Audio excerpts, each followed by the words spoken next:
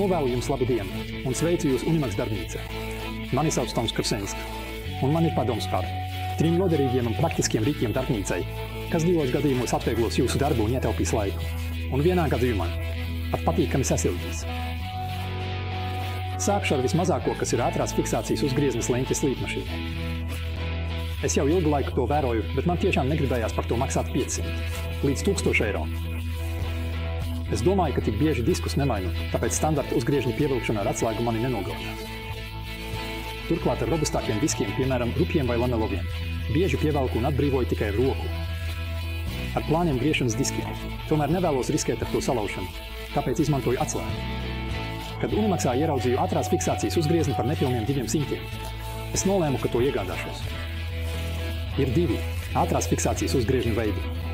Viens atgādina statīvu skrūvi, ar nolukām skavu otrs, tiek pievilkts ar ārējo rievoto vainagu. Un tieši tādu šobrīd tur rokā. Izskatās, ka man tā ir nedaudz simpātiskāka, iespējams, tāpēc, ka no tās nekas neizcils. No otras puses, tā ir nedaudz lielāka un smagāka. Apvalka iekšpusē ir mehānisms, kas nodrošina optimālu pievilkšanu un novērš pārvilkšanu. Pateicoties tam, atskrūvēšana ir tikpat vienkārši neatkarīgi no pievilkšanas spēka. Beigsim runāt un veiksim eksperimentu. Uzgriezni pievilkšu ar atslēgu. Cik vien varu.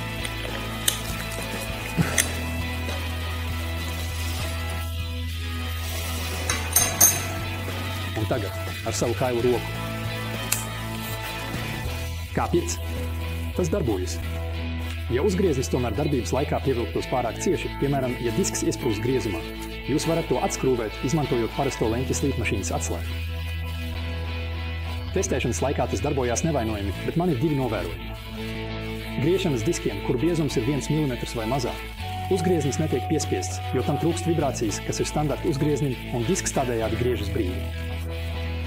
Un otrādi biezajiem rupjajiem diskiem uz varpstas ir tik maz vītņu, ka uzgrieznis netiek droši nostiprināts. Šajā gadījumā atkal ir nepieciešams izmantot parasto uzgriezni, un proti apgrieztā veidā tātad ar uzmalu uz leju, lai tā ieietu diska atverē un tiktu izmantots pilns tās vītņu skaits. Kā tas bieži notiek, pastāv 2 nesamierināmu atbalstītāju un pretinieku nometnes attiecībā uz pievilkšanu ar atslēgu, un tāpēc man ienāca prātā, ka ātrās atbrīvošanas uzgrieznis varētu tās nedaudz samierināt, lai gan es neceru uz brīnumiem. Internetā var atrast daudz stāstu par to, kā cilvēki nevarēja atskrūvēt uzgriezni un palīdzēja tikai kalts un āmurs. Daži secināja, ka tas bija pārāk cieši pievilkts uzgrieznis, bet citi uzskatīja pretēji. Tādējādi rodas šīs 2 viedokļu nometnes. Man paveicās, ka man nekad nekas tāds nav noticis, un es pievelku gan ar atslēgu, gan ar roku, tāpēc man jāpiesīt. Vismaz pie čuguma. Izmantojiet droši roku vai atslēgu vai pat ātrās atbrīvošanas uzgriezni, bet galvenais – veselo saprātu, stingru roku griešanas laikā un aizsardzības līdzekļus. Otra lieta, kas mani darbnīcā iepriecināja, ir speciālie C-tipa skavas. Kamēr parastās C skavas ir stingras un jums ir jāgriež skrūves starp galējām spiedienas pilventiņu pozīciju. Kā traks, šīs Unimax skavas piedāvā iespēju ātri mainīt roku atvērumu platumu. Viena firma to atrisināja savā veidā, bet neizvairījās no diezgan lielās skavas garuma neatkarīgi no atvērumu platuma. Šis risinājums man šķiet elegantāks, jo skava paliek kompakta. Viens pilns rokturs iebrauc otrā dobumā, un atsevišķas pozīcijas tiek fiksētas ar atspers rullīti.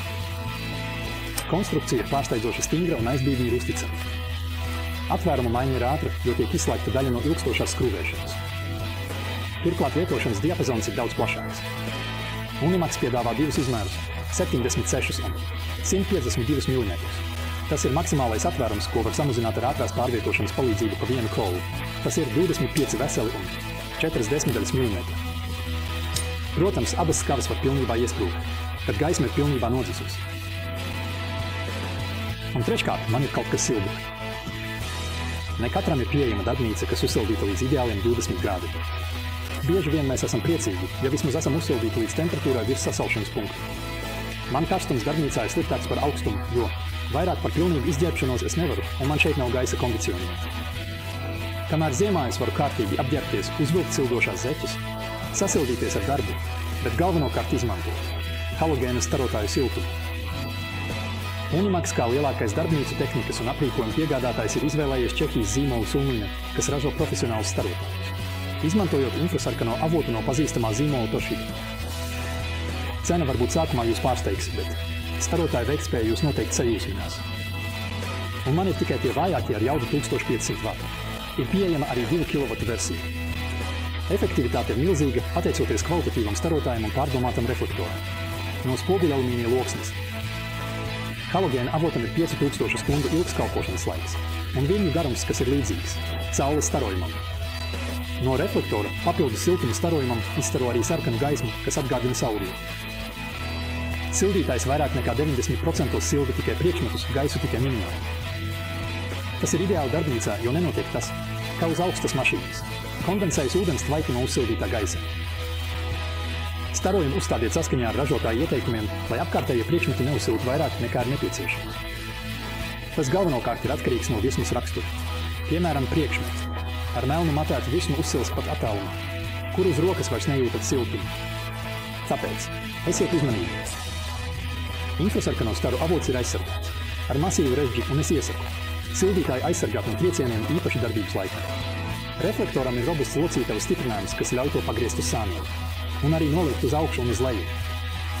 To var piestiprināt vai nu pie sienas, vai kā šajā gadījumā uz statīvu.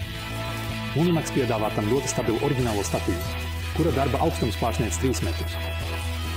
Starp citu, tas ir labs padoms kolēģiem, fotogrāfiem, operatoriem un dažādiem youtuberiem. Statīvs lieliski kalpo arī kā gaismu vai fona turētājs un ir par lielisku cenu. Saites uz visiem 3 interesantajiem darbnīcas rīkiem atradīsiet kā parasti aprakstā, zem video. Ja jums patika video, lūdzu, iedodiet mums like, tas ir īkšķis uz augšu.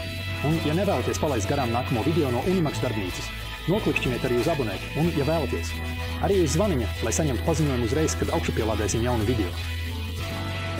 Lai jums jauka diena un drīz tiksimies Unimax darbnīcā.